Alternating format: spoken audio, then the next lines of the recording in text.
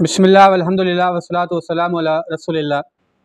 معزز سامعین گرامی، گزشتہ روز حیدرآباد کے اندر ایک آشنا نے اپنی محبوبہ کا رشتہ اس کے بھائی سے مانگا۔ اس کے بھائی نے رشتہ دینے سے انکار کیا تو اس آشنا نے اپنی محبوبہ اور بھائی کو قتل کر دیا۔ اس کے بعد اس نے خود بھی خودکشی کر لی۔ سوشل میڈیا پر مختلف باتیں ہو رہی ہیں، لیکن میں آج ایک اہم ٹاپک پہ بات کرنا چاہتا ہوں، وہ یہ کہ اس میں قصور کس کا تھا۔ سب سے پہلا جو قصوروار ہے وہ لڑکی کا خاندان ہے، اس کے گھر والے ہیں۔ اتنی آزادی کیوں دی کہ وہ گھر سے نکل کر غیر محرم کے ساتھ تعلق رکھے، آشنا بنائے اور ان کے ساتھ اس طرح کے تعلقات رکھ کر اپنی عزت اچھالے، اپنے گھر والوں کی عزت اچھالے۔ ایسے بدبختوں سے بچنے کے لیے ہی اسلام نے حکم دیا کہ المرأۃ عورۃ، عورت چھپانے کی چیز ہے، اس طرح برسر بازار لوگوں کے سامنے پیش کرنے کی چیز نہیں ہے۔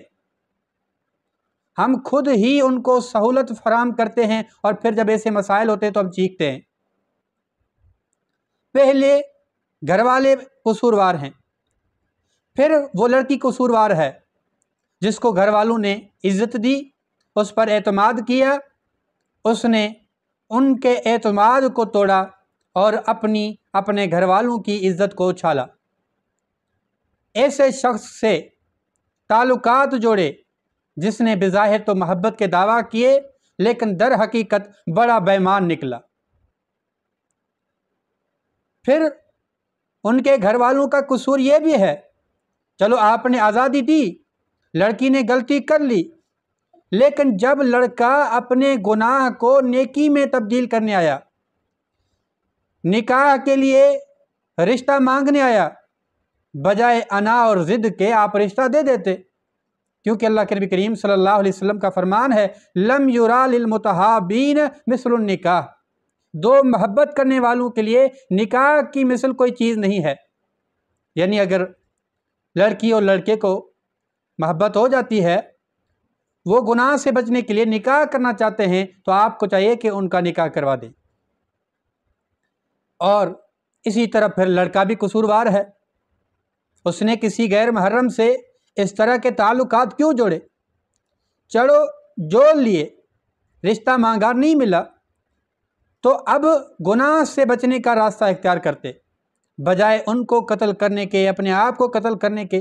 کتنا بڑا جرم کر لیا، دو بندوں کو قتل کر دیا، بہن کو بھی بھائی کو بھی۔ اللہ رب العالمین فرماتا ہے وَمَن يَقْتُلْ مُؤْمِنًا مُتَعَمِّدًا فَجَزَاؤُهُ جَهَنَّمُ، جس نے کسی مومن کو بغیر قصور کے قتل کر دیا وہ ہمیشہ جہنم کے اندر رہے گا، اللہ کا اس پر غصہ اور غضب ہوگا، اللہ کی اس پر لعنت ہوگی۔ کتنا بڑا جرم کر دیا، دو بندوں کو قتل کرنا۔ کسی ایک کو قتل کرنے والے کی یہ سزا ہے، وہ ہمیشہ جہنم میں رہے گا، اللہ کا غصہ اور غضب اس پر ہوگا۔ جس نے دو بندوں کو قتل کیا اس کا کیا انجام ہوگا؟ اور چلو دو بندوں کو قتل کرنے کے بعد زندہ رہتے، اپنے گناہ پر ندامت اختیار کر کے معافی مانگتے تو الگ بات تھی، شاید اس کو معافی ہو جاتی، لیکن پھر خودکشی کر لی، یعنی مغفرت کا راستہ بھی بند کر لیا۔ یاد رکھیں اللہ کے نبی کریم صلی اللہ علیہ وسلم نے صحیح بخاری کے اندر فرمایا جو بندہ خودکشی کرتا ہے، جس چیز کے ساتھ خودکشی کرتا ہے، قیامت تک وہ اپنے آپ کو اس کے ذریعے تکلیف دیتا رہے گا۔ اب یہ قیامت تک اپنے آپ کو گولیاں مارتا رہے گا، کتنی بڑی اذیت ہے، کیا پتہ قیامت کب آئے۔ اللہ اکبر۔